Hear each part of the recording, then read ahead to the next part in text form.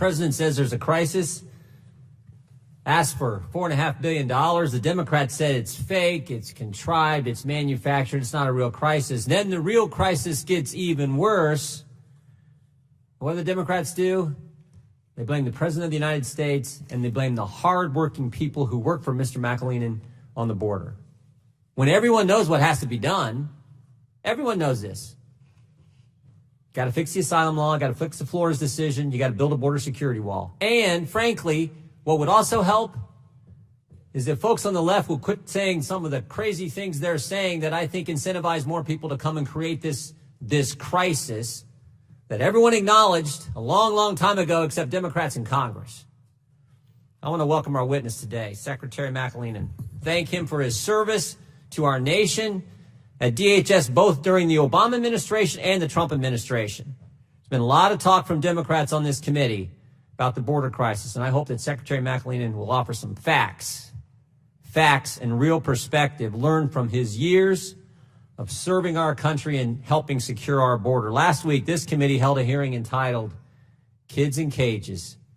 The next day, Judiciary Committee Chairman Nadler accused Customs and Border Patrol of committing, quote, negligent homicide. The chairman of the House Judiciary Committee, the storied history of that committee, told the people who work for this individual, who work for Secretary McAleenan, quote, negligent homicide. And just yesterday, he said another thing.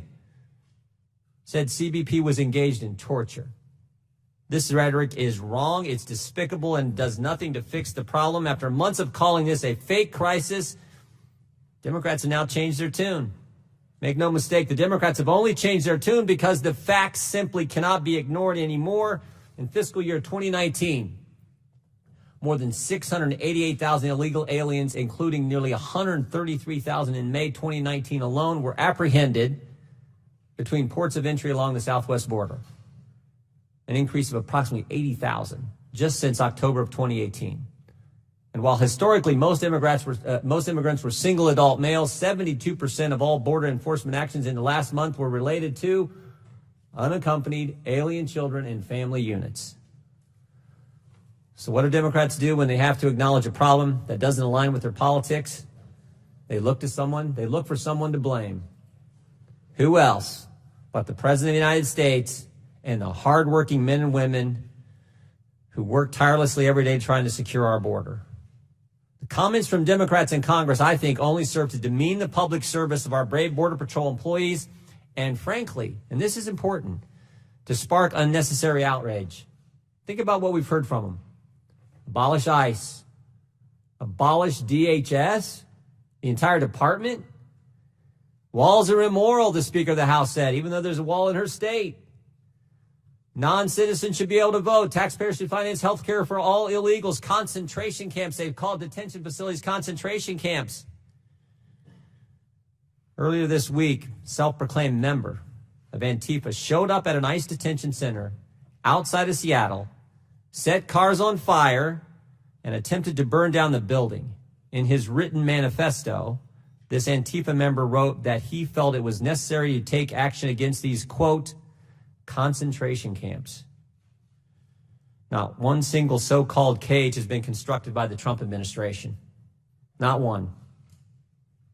During the presidency of Barack Obama, we didn't see outrage from the Democrats then. We didn't see prominent Democrat members of Congress condemning the, quote, concentration camps and, quote, torture then. Again, President Trump has not built a single cage.